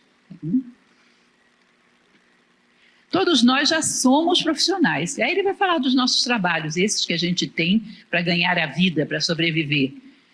Todos os dias estamos lá, aconteça o que acontecer, só deixamos de ir quando tem alguma razão muito séria e comprovada, não é isso? Ficamos o dia inteiro, só saímos depois da sirene, ou seja, não tem essa de sair no meio do caminho porque eu não estou afim, ou porque hoje não quero, estou ali o tempo inteiro e me dedico àquilo. Comprometidos a longo prazo, ou seja, até o dia da aposentadoria eu estarei trabalhando, porque eu preciso disso para sobreviver, portanto eu não vou desistir no meio do caminho. Riscos altos e reais, se eu não trabalho, eu não sobrevivo. O meu sonho é a mesma coisa, a minha alma não sobrevive. Não nos identificamos demais com o que fazemos, ou seja, um amador, se você critica aquilo que ele está fazendo, ele desiste e não faz nunca mais. Um amador, digamos que ele escreveu uma poesia, para quem que ele vai mostrar essa poesia? Para a mãe dele, claro, e para o melhor amigo, no máximo, né? Porque a mãe dele vai dizer, meu filho, você é um novo Shakespeare, que beleza, que rapaz vocacionado. Isso não é real, mas eles não têm condições de entrar no campo real, de ouvir opiniões reais. Então ele vai falar só para a mãe dele, para o melhor amigo, porque se alguém chegar e dizer, esse seu poema não vale nada, você tem que praticar muito para escrever alguma coisa que vale a pena, ele desiste, ele não brinca mais. É que nem aquele dono da bola, pega a bola e leva para casa, não brinca mais. Ele não está preparado para críticas, ele se identifica demais com aquilo que faz. Portanto, é muito vulnerável. Um profissional não se identifica demais com aquilo que faz, domina a técnica, tem senso de humor sobre o que faz. Ele mesmo é capaz de brincar, olha só esse negócio como ficou fraco, olha que bobagem que eu fiz aqui. Ele é capaz de levar com leveza os seus próprios erros. E assim ele vai se aperfeiçoando. Ele vê os seus erros e não se tortura por isso. Ele vai corrigindo e vai se aperfeiçoando. O dia de amanhã será melhor do que hoje. Hoje eu dei uma desafinada feia, o dia de amanhã será mais harmonioso do que hoje e sempre será um pouco melhor. Recebe elogio ou críticas no mundo real, ou seja, ele coloca o seu trabalho para todo mundo ver, e não apenas para a mamãe e para o amiguinho. Isso é um profissional. Se nós temos tudo isso em relação às nossas profissões, teríamos que ter também em relação ao nosso sonho. E isso nos permitiria certamente levá-lo a bom termo. Nos permitiria certamente chegar a conquistar os nossos sonhos. O amador não comparece todos os dias, não fica o dia inteiro, os riscos são ilusórios e falsos, identifica-se demais, não possui senso de humor, não se expõe a julgamento no mundo real. Ou seja, é fracassado como ponto de partida. Você não vai enfrentar resistência sendo amador. Ela vai te soprar e você vai dar 1000 cambalhotas. Não se enfrenta a resistência, que é um inimigo de peso, com amadorismo. Você só vai chegar do outro lado se você tiver a seriedade e o empenho de um profissional. Essa aqui eu acho muito bonita, essa passagem. Ele diz que ele tem uma rotina, o Précio, diante de escrever. Sei lá, ele escreve a partir das 10 horas da manhã. De 8 às 10 é o tempo que ele prepara seu café, toma seu café, dá uma organizada na casa. Ele diz que ele vai lá fora e varre o capacho da porta para que as musas, ao entrarem, não sujem suas vestes. Eu acho isso muito bonito. As musas são aquelas deusas que, na tradição grega, eram as donas da inspiração, que concediam aos mortais inspiração. E ele percebe que é necessário manter a ordem, a harmonia, a beleza, para ser digno de que a inspiração venha. Ele vai contar, num determinado momento, que grande parte da juventude dele, ele morava na traseira de uma caminhonete dele. E dessa traseira dessa caminhonete, ele tinha lá uma máquina de escrever, ainda era do tempo da máquina de escrever. Ele tinha uma máquina de escrever porque ele nunca desistia de um dia ser um escritor, mas tinha também as roupas dele limpas, misturadas com sujas, aquela confusão de coisa. À noite ele abria um ninho ali e dormia ali. Ele diz, nunca eu seria capaz de criar nada nessas condições. Um criador, um profissional, ele necessita de ordem. Ele necessita das coisas no seu devido lugar. Ele necessita de beleza, ele necessita de harmonia à sua volta, para que a inspiração, que a beleza e a harmonia surja dentro dele. Se tudo à sua volta é caos, será caos do lado de dentro também. E não virá inspiração nenhuma. Então diz que ele tem a sua rotina de colocar cada coisa no seu lugar. Os objetos que os inspiram, os objetos que ele recebeu de amigos, dos pais, cada coisa no seu lugarzinho, limpar tudo, varrer o carpete, para que as musas, ao entrarem, não sujem as suas vestes. Eu acho isso muito inspirador e bonito. Um profissional não aceita desculpas. Se ceder hoje, tem dupla chance de ceder amanhã. Como telemarketing, disse alô, está perdido. Não é assim? Disse alô, já era. Hoje eu não vou me dedicar a treinar o meu instrumento musical. Hoje eu não estou afim, não sei. Não estou no clima. Não treino hoje. Amanhã eu tenho dupla chance de não treinar de novo. Eu vou abrindo concessões, a resistência vai se enfiando nessas frestas e vai abrindo essas frestas. Se você faz concessões sem razão nenhuma, você vai ser derrotado pela resistência. Ela vai inventar 1000 motivos para você amanhã não querer também. E depois da manhã não querer também. E numa dessas você não volta nunca mais. Ou seja, não abra mão do teu ritmo, a não ser que haja uma razão muito clara, comprovada. Não abra mão em vão do seu ritmo. Você pode ser derrotado nessa perda de ritmo. Percebam o automóvel, o momento onde ele mais gasta de combustível é o momento da arrancada. Depois baixa o consumo de combustível. A arrancada, que é sair da inércia, começar a fazer algo, é o momento onde a gente precisa de mais força. Depois que você começou, é manter o ritmo. Se você para, tem que arrancar de novo.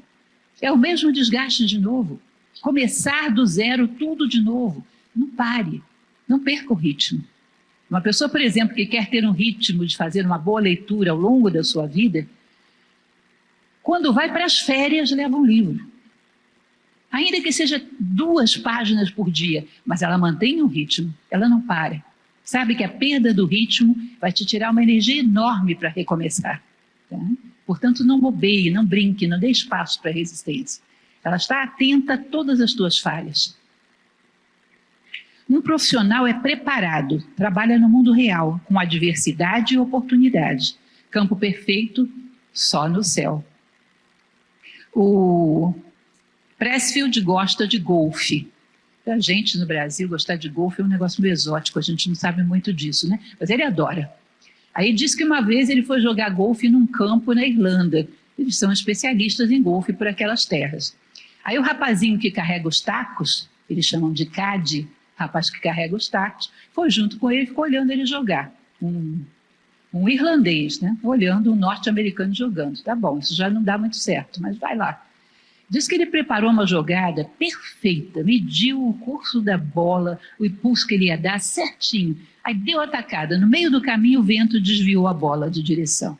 Ele, que droga, esse vento desviou a minha jogada. Aí o garotinho lá dos tacos virou, pois é, né, moço? Mas só tem que contar com o vento. Porque no mundo venta, sabe? Campo perfeito só no céu. No mundo venta, no mundo chove, no mundo alguém grita do nada lá atrás. No mundo acontece todos os tipos de alteração. E você tem que garantir que você avance apesar de todas essas coisas. Você tem que garantir que a tua jogada dê certo apesar do vento. Campo perfeito só no céu. Então eu vou fazer aquilo que eu me proponho fazer só se nenhuma adversidade aparecer no meio do caminho. Não vai fazer, não vai fazer. No meio do caminho vai aparecer 1000 coisas. E você vai ter que saber compensar essas coisas e continuar caminhando. E venta, e você passa por cima do vento e continua.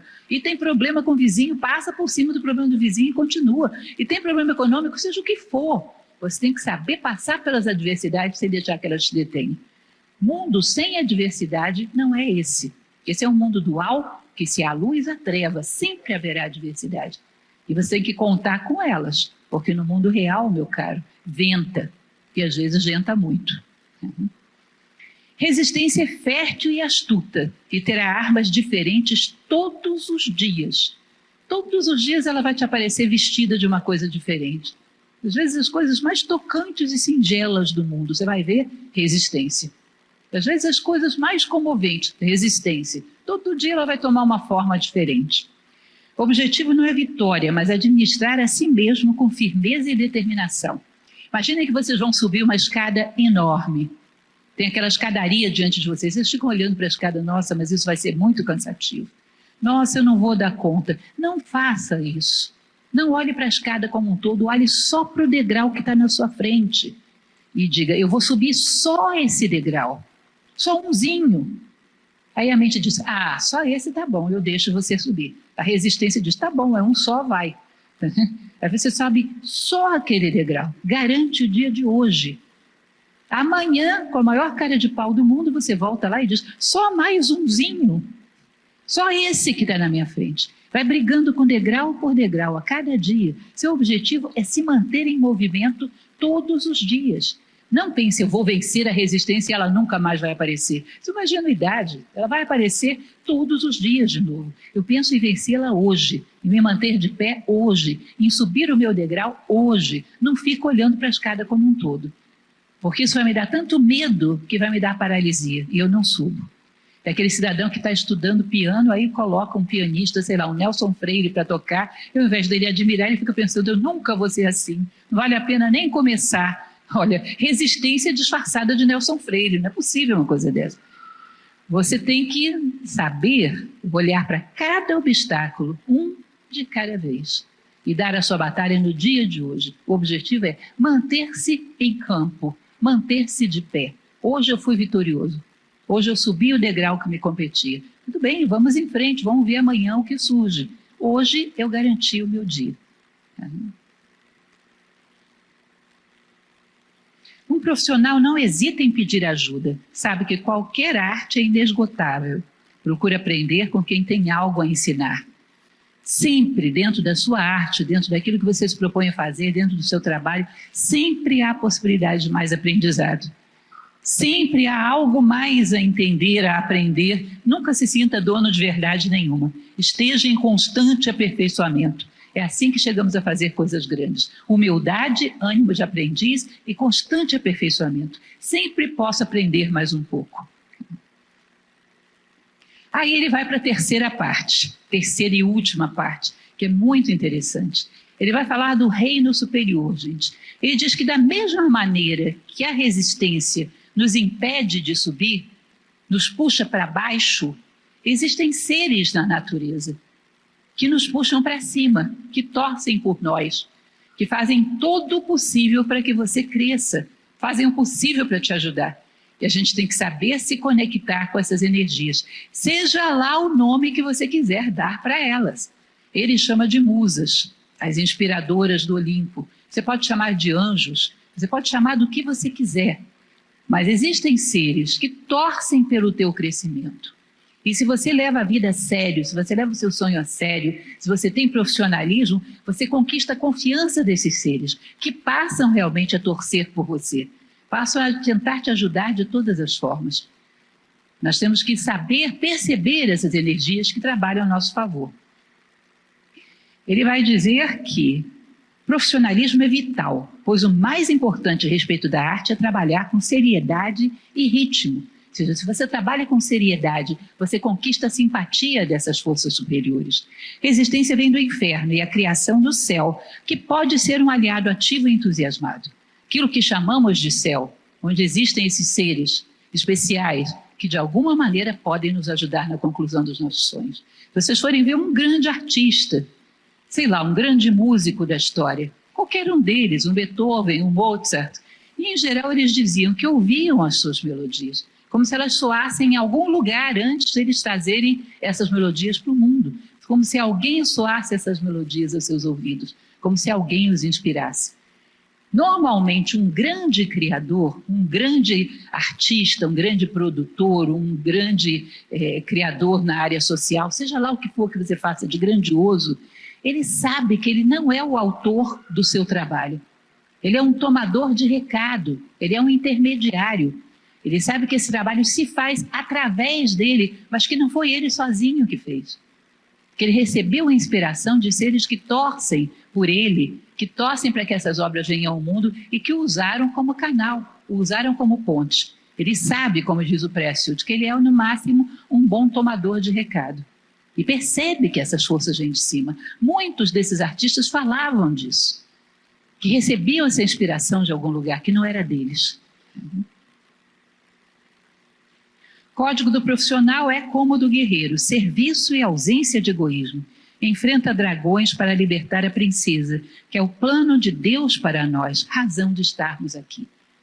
Realizar os nossos sonhos, fazer o nosso papel no mundo, ser fator de soma, é o plano de Deus para nós, é a razão de estarmos aqui. E há quem torça por isso. E nós podemos aprender a nos conectar com essas forças. Que aí ele vai falar um pouquinho a esse respeito. Invocando a musa. Numa das muitas viagens loucas que o Prestes fez na vida, vocês não fazem ideia, ele foi estivador do Cais do Porto, ele foi coletor de frutas num campo na Flórida, ele foi motorista de ônibus, ele foi tudo, motorista de caminhão, tudo que vocês possam imaginar. Teve uma ocasião que ele parou numa cidade do interior dos Estados Unidos, alugou uma casinha e disse: eu só saio daqui depois que eu concluir algum trabalho. Foi o primeiro livro que ele conseguiu escrever até o final. Só saio daqui quando eu concluir algum trabalho. Aí, perto dessa casinha que ele tinha alugado, tinha um trailer. E nesse trailer morava um cidadão, que também era escritor. Se chamava Paul Rink. E esse Paul Rink ensinou algumas coisas preciosas para ele, muito interessantes. Uma delas, que ele fala aqui, é essa oração de Homero. Ele diz que a resistência já gerava uma compulsão à autodestruição nele. Ele resolveu parar e ficou 26 meses de trabalho contínuo em um livro. 26 vezes que ele não via nem o que estava acontecendo do lado de fora. Diz que aconteceu aquele escândalo do Watergate, ele só ficou sabendo quando acabou, porque ele não saía de casa, persistindo para conseguir terminar alguma coisa na vida, terminar esse livro, que nunca foi publicado. Depois de 26 vezes ele datilografou fim e se sentiu um vitorioso, porque tinha submetido o dragão da resistência. Mas ser publicado ia levar 10 anos para que o primeiro livro dele fosse publicado, que é A Lenda de Beggar Vence. Mas ele tinha sido vitorioso. E aí diz que ele chegou lá para o Paul Rink, que era incentivador dele, e disse: terminei meu livro, terminei. Diz que o Paul Rink nem virou para trás para olhar para ele e disse: ótimo, comece outro hoje. E uma das coisas que o Paul Rink ensinou para ele foi essa oração, esse hino de invocação às musas de Homero na Odisseia. Ele fala de uma coisa fundamental: a sacralização do nosso trabalho. Todo o trabalho que você faz buscando a realização, buscando agregar valor ao mundo, agregar beleza, bondade, justiça, tudo aquilo que você faz querendo crescer como ser humano, querendo ser útil a si próprio ao mundo, o ideal é que você sacralize esse trabalho. E quando você sacraliza esse trabalho, você tem uma força ainda maior para respeitá-lo e não deixá-lo pelo meio do caminho. Digamos que você vai fazer, sei lá, você se propôs a escrever um livro. Vamos usar o exemplo do Précido. E aí você senta e começa a escrever o livro. O cansaço, o abatimento, o desânimo, os pensamentos de que isso não vale a pena vão te atacar o tempo todo. Agora imagina que antes de começar a escrever esse livro, você para e diz: esse trabalho eu vou fazer em nome do meu pai, que me ensinou que a perseverança e a constância era a chave para a vida. Isso é uma oferenda minha para ele, eu faço em nome dele. Você percebe que essa sacralização vai tornar muito mais difícil que você abandone esse trabalho pelo meio do caminho? Ele já não é mais banal, agora ele é sagrado para você. E o Paul Rink ensinou isso para ele: sacralize o teu trabalho. Antes de você começar a fazer algo, como você está fazendo em nome de algo maior, faça alguma coisa que sacralize o seu trabalho, intimamente, para você mesmo. Qualquer coisa que você vai começar a fazer, que você sinta que vai enfrentar dificuldades, sacralize o seu trabalho, intimamente. Alguma pequena oração, alguma pequena dedicação. Eu tenho 34 anos, gente. Desses 34 anos, 33 como professora. 34 anos de Nova Acrópole. Ainda hoje, depois de 34 anos, eu não piso para fazer uma palestra como essa sem sacralizar o meu trabalho, mentalmente, antes de subir aqui. Isso faz uma diferença enorme.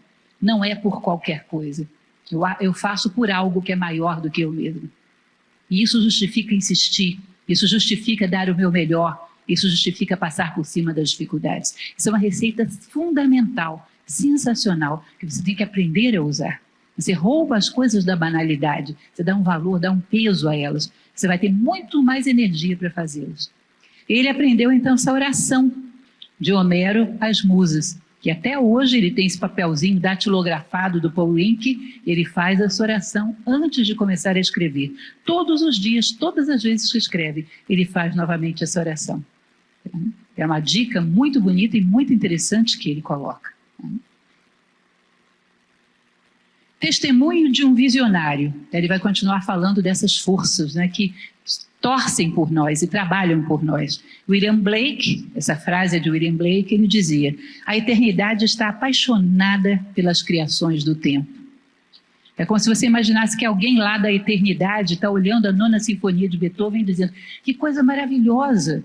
Num mundo onde as coisas são tão passageiras, tão banais, alguém conseguir construir uma coisa tão grandiosa desse tipo. Que mérito enorme desse homem fazer alguma coisa que atravessa o tempo num mundo onde todas as coisas são devoradas pelo tempo.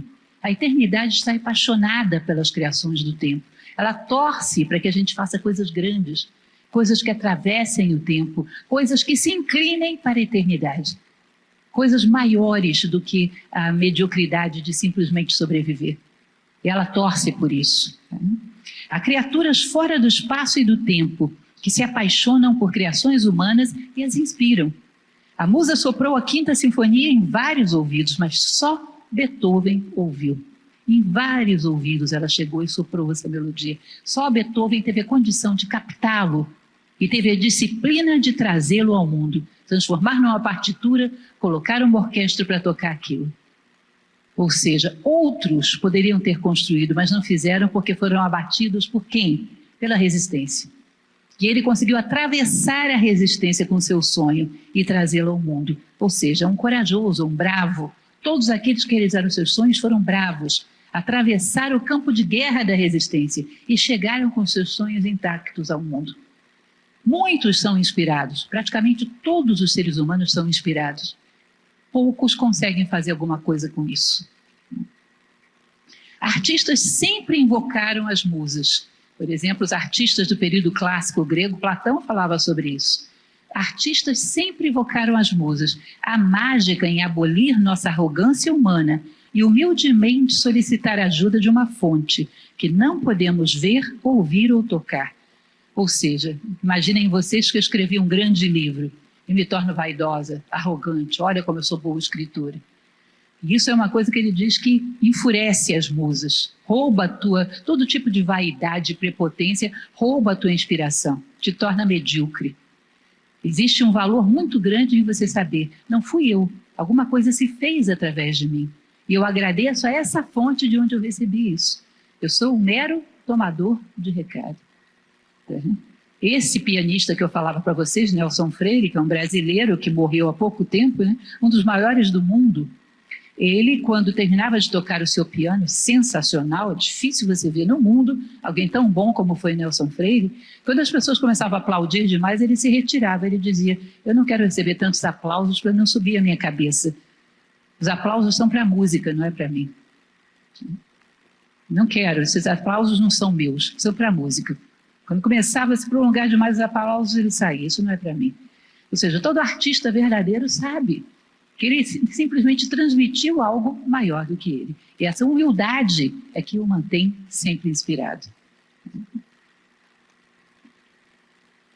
A magia de continuar, isso aqui é ótimo. Se alguém já fez alguma coisa do tipo escrever ou alguma obra de arte, ou um trabalho qualquer, talvez já tenha vivido essa experiência. Ele diz que ele escreve. Ele tem um tempo, um horário de 3 horas que ele escreve, todo dia. Aí depois terminou aquela jornada daquele dia, ele fecha lá o seu computador e vai dar uma volta, caminhar para espairecer, para olhar a natureza, mas ele sempre anda com um bloquinho e com um lápis no braço. Porque naquela hora que ele desliga e está totalmente conectado com o canto dos pássaros, olhando para a natureza, começa a vir umas vozinhas na cabeça dele. Aquele capítulo que você terminou daquele jeito, não está bom daquele jeito. Troca essa palavra por essa outra, vai ficar muito melhor. E ele anota. Olha, aquela hora que você fez aquele personagem falar tais palavras, ficou brusco, ficou rude. Isso não é uma fala adequada. Vai lá e troca essas palavras por essas outras. E ele anota. Várias dicas vão surgindo, e ele ali passeando, vão surgindo dicas. Que ele vai anotando. Quando ele vai olhar, são dicas boas, são dicas válidas, são dicas que realmente melhoram o trabalho dele. Nunca aconteceu isso com vocês? Às vezes, sei lá, está lavando louça. Lavar a louça é a coisa que mais me inspira no mundo, é uma coisa incrível. Quantas palestras já surgiram ideia na minha cabeça lavando louça, vocês não fazem ideia. Estou ali vendo a água escorrer, tem alguma coisa na lavação de louça que me inspira. Estou ali tranquila, prestando atenção naquilo, começa a surgir uma ideia. Aquilo que você vai falar naquela altura da palestra não está muito completo, acrescenta tal coisa. Aqui assim, a maneira como você está introduzindo não está boa, põe tal coisa. Isso acontece, talvez algum de vocês já tenha vivido isso. De onde vêm essas vozes? Quais são essas vozes tão inteligentes que realmente melhoram o nosso trabalho, torcem por nós? Ele diz, essas vozes para mim são uma prova de que existe alguém que de fato está ajudando, está acompanhando, está torcendo por mim, torcendo pelo meu trabalho. Os cabalistas acreditam que acima de cada lâmina de capim existe um anjo gritando, cresça, cresça. Eu vou mais além. Eu acredito que acima de toda a raça humana haja um super anjo gritando, evolua, evolua. Ou seja, tem gente torcendo, tem forças da natureza que torcem para que a gente olhe para cima, olhe para frente, saia da mediocridade e cresça como ser humano. Tem forças que torcem para isso. E nós, se começamos a nos movimentar com seriedade, nos conectamos com essas forças. Aí ele vai falar de um conceito de Carl Gustav Jung, talvez você já tenha ouvido falar, um psiquiatra, criador da psicologia analítica, que ele tinha uma definição de 2 campos de consciência que existem dentro de nós. O primeiro deles é o self, que é um campo mais amplo de consciência, que se refere a coisas mais espirituais, mais metafísicas. E tem um campo de consciência pequenininho, que é o ego, que ele só trata da gente sobreviver com segurança e conforto. Ele só pensa em como você vai ganhar o seu dinheiro, como vai comprar a sua comida, como vai trancar a sua porta. Essas coisas são necessárias? São, mas não são suficientes para justificar uma vida. Mas o ego tenta evitar que você pense em qualquer coisa que te traga risco. Qualquer coisa que possa arriscar você ganhar menos, você passar por dificuldades, ele boicota completamente. Ele é um matador de sonhos.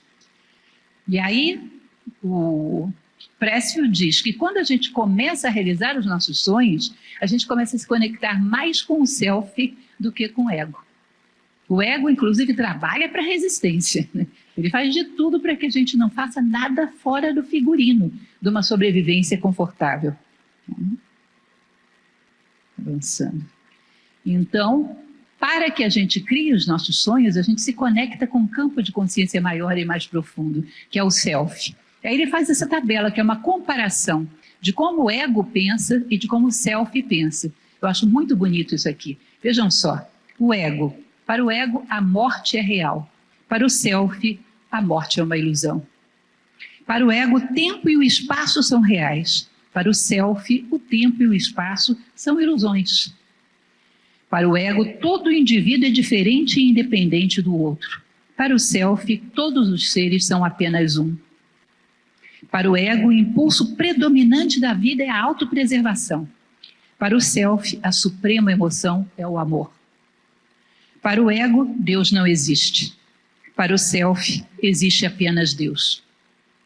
Ou seja, um campo de consciência tremendamente amplo, profundo e inspirador.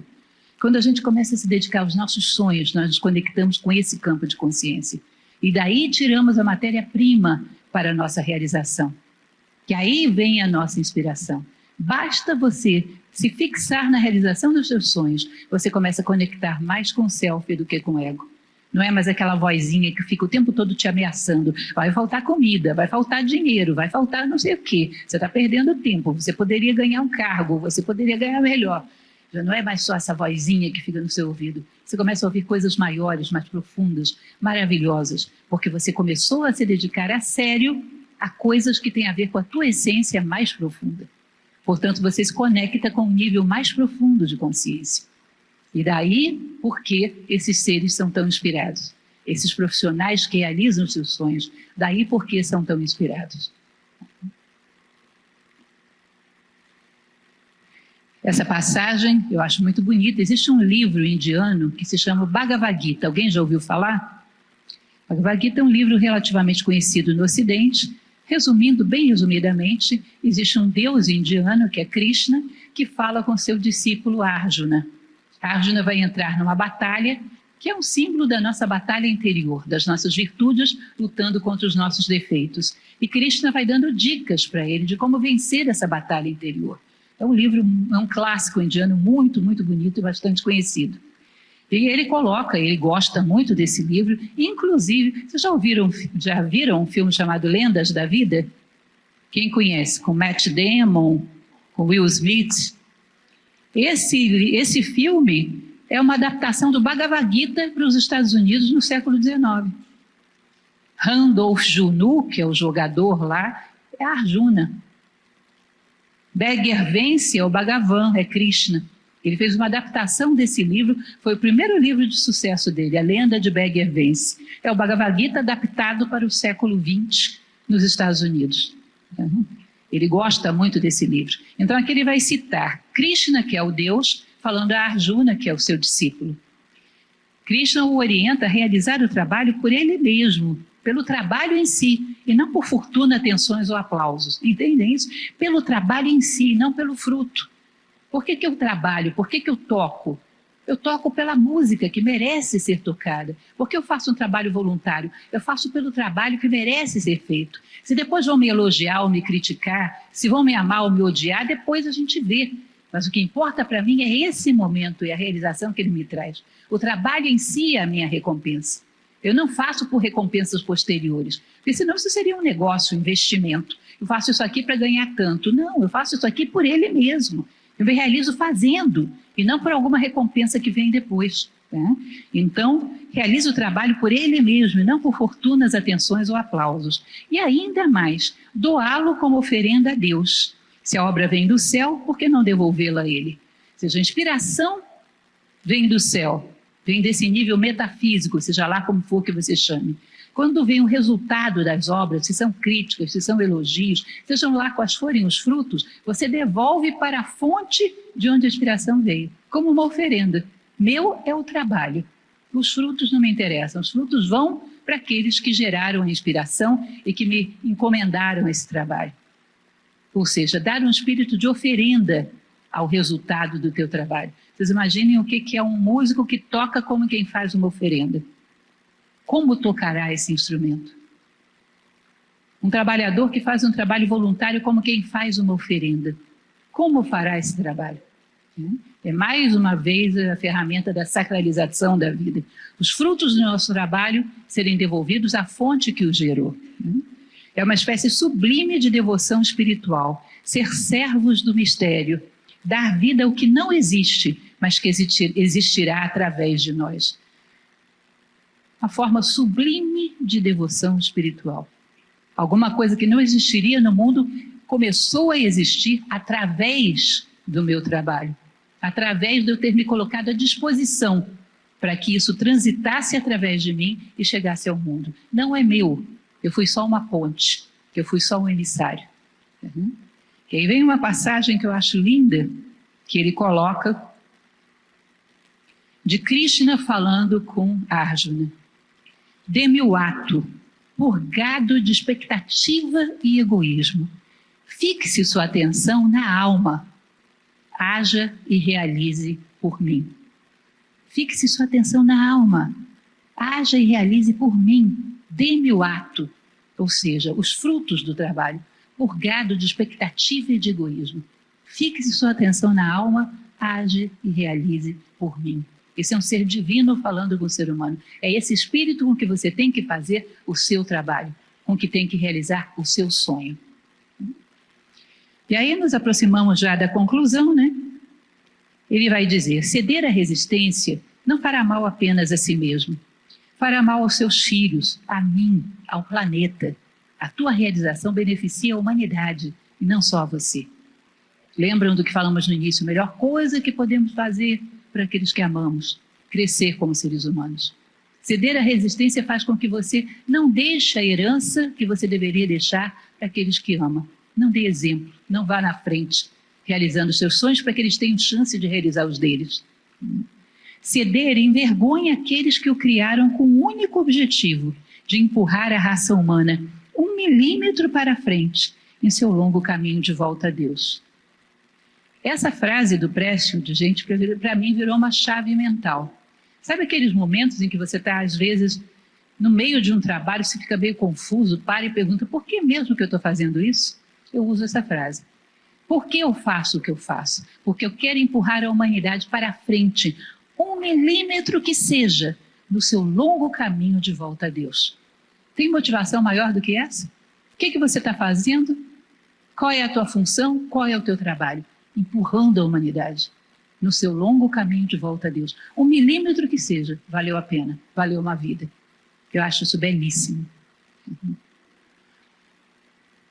O trabalho humano e criativo é uma dádiva para o mundo e para todos que o habitam. Dê-nos o que você possui. E assim ele conclui a sua obra. E nós concluímos a nossa visão filosófica dessa obra, né? Eu espero que seja para vocês uma inspiração para encontrarem essa forma de fazer diferença no mundo. Seja um voluntariado, seja através de um voluntariado, algum trabalho, seja uma arte, algo que faça com que você encontre o seu coração. Algo que faça com que você sinta que está correspondendo àquilo que te trouxe ao mundo, fazendo diferença, não vivendo em vão. Como eu sempre digo nas minhas palestras, eu costumo dizer, é uma frase antiga do antigo pensador, que ele dizia que um mau orador Mau orador. Todo mundo sai pensando nele. Você viu que cara bom, como fala bem, nossa, que vocabulário, como é inspirado. Mau orador. Todo mundo sai pensando nele. Um bom orador, todo mundo sai pensando em si próprio. Eu conto com vocês para que eu ganhe alguns pontinhos hoje como boa oradora. Ou seja, que isso seja uma reflexão, que sirva para que vocês identifiquem contra o que eu estou lutando contra a resistência. Por trás de todas as formas que ela se apresenta, é ela. É sempre ela. E para que eu tenha uma estratégia de batalha, para que eu possa chegar vitorioso do outro lado. Que eu seja um profissional com a seriedade e o empenho de um profissional, se eu quero levar os meus sonhos a bom termo. Um homem que morre os seus sonhos, ele está só meio vivo. Ele só sobrevive, não vive mais. Todos os homens morrem, mas nem todos os homens vivem. Alguns apenas sobrevivem, quando abrem mão dos seus sonhos. E é isso, gente. Não sei se teremos tempo para perguntas. Teremos? Vamos fixar, então, o número de perguntas? Pode ser quantas? 3 perguntas? Tá bom.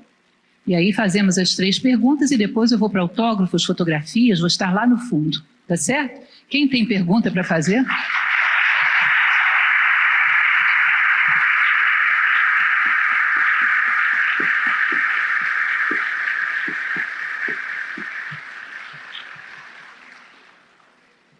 Alguma pergunta?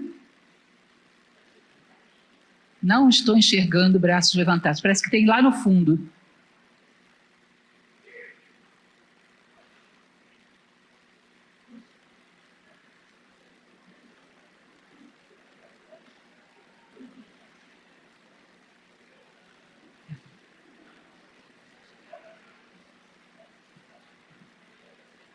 Professora, primeiramente é um prazer te ouvir presencialmente, já que virtualmente a gente já está mais habituado. Obrigada. Eu que agradeço. A minha dúvida. Há pessoas assim que têm verdadeira paixão para vencer a resistência. São aquelas pessoas que geralmente estão produzindo muito, estão sempre em atividade. Geralmente faz 1, 2, 3 graduações, mestrado, doutorado, e estão sempre em atividade, não conseguem parar ou estão mais preocupadas com o processo do que com o fim. Aí você não está falando de uma pessoa que está realizando seu sonho. São pessoas que geralmente gostam do processo e não do fim. Exatamente, você vai ver de obra muito pouca coisa, mas títulos muitos. Ou seja, é mais uma questão de uma vaidade que quer se impor em cima de títulos do que realmente gerar obras. Para o Leonardo da Vinci diz, Leonardo, você não pode pintar enquanto não fizer um curso superior, um mestrado e um doutorado em artes. E você vai ver se você o para. Amor aos frutos e não a títulos meramente. Não querendo dizer que todos sejam assim, mas em muitos casos é isso, muito pouco fruto. Mas os títulos, sim, são importantes. A minha pergunta seria, então, você acha que é possível alcançar o suficiente, o equilíbrio ou o suficiente para uma vida?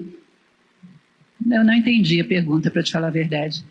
Se é possível alcançar o suficiente? O suficiente. Assim? Suficiente para quê? Para satisfação. Eu acho que você é capaz de realizar os seus sonhos. É capaz de gerar frutos. Todos somos. Se queremos realmente isso. Mas se começamos a nos esforçar pelos objetivos da sociedade, que é ter status, ter riquezas, vamos ter isso. O homem tem aquilo que ele pretende e aquilo que ele projeta. Tá? Se você quer realizar os seus sonhos, canaliza a energia necessária e vai realizá-los. Com certeza. Já vi pessoas que às vezes, como o próprio Prescott, que começa a escrever aos 50 anos, e chega ao grande escritor que ele é hoje, com 80, começar aos 50 anos e conseguiu. Tá? Então, se você tem a seriedade, paga o preço da perseverança e constância necessária, vai realizá-lo. Mais alguma pergunta, gente?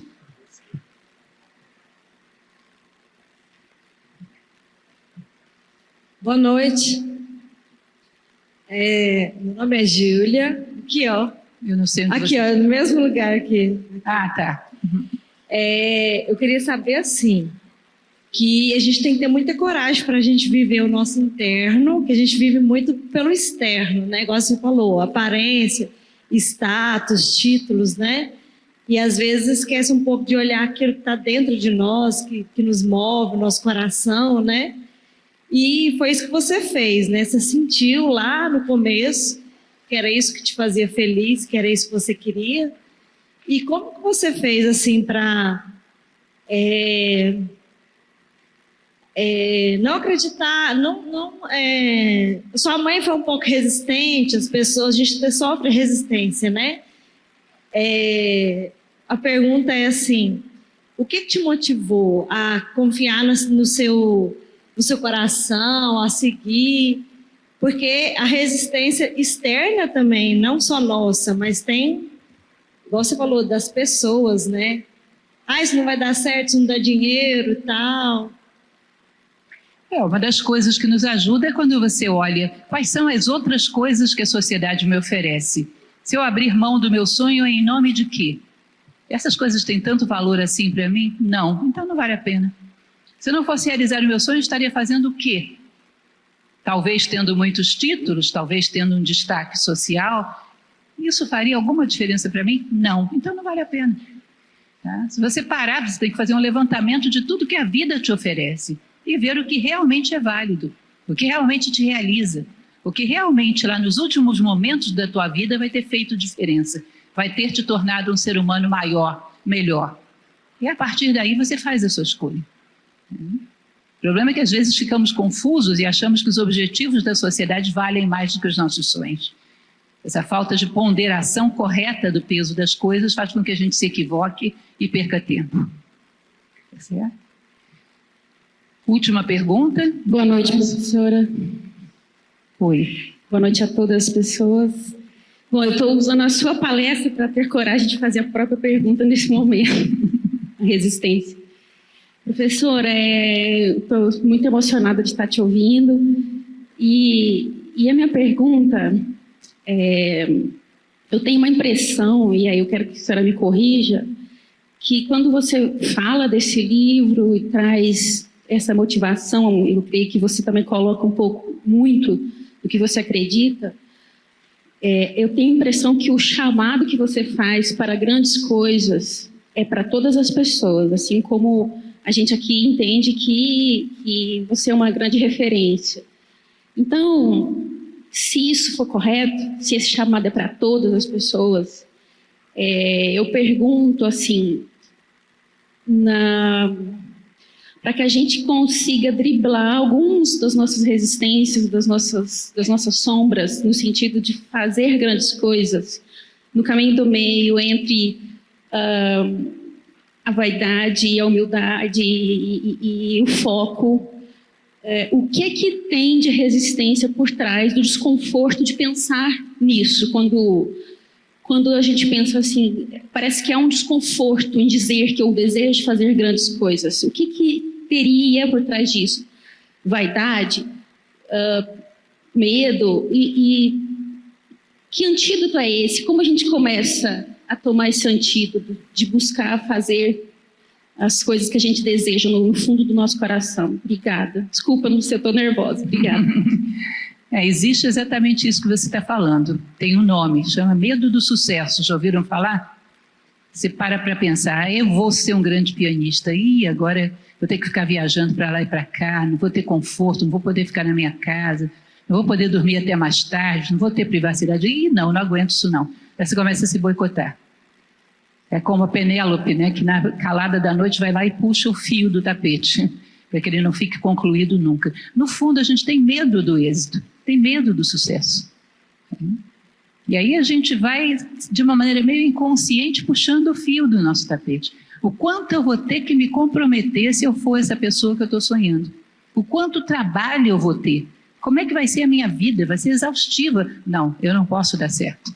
Inconscientemente a gente se boicota. O medo do êxito é um dos fatores que a resistência usa muito fortemente. Você se imagina lá e não suporta, porque com a resistência que você tem hoje, com os problemas que tem, seria muito puxado. Mas você, quando chegar lá, será outro ser humano, com muito mais condições. Tá? Mas julgando a partir do que você é hoje, você diz, não dou conta, e começa a se boicotar. Um processo que normalmente acontece inconscientemente. É muito comum que a gente se auto-boicote, que tenha medo do êxito. É importante que a gente coloque a nossa imaginação lá e diga, eu pago o preço por isso, eu aceito, eu realmente quero. Bom, é isso então, gente, ficamos por aqui. Eu agradeço muito a vinda de vocês, agradeço muito essa oportunidade de estarmos juntos. Muito obrigada.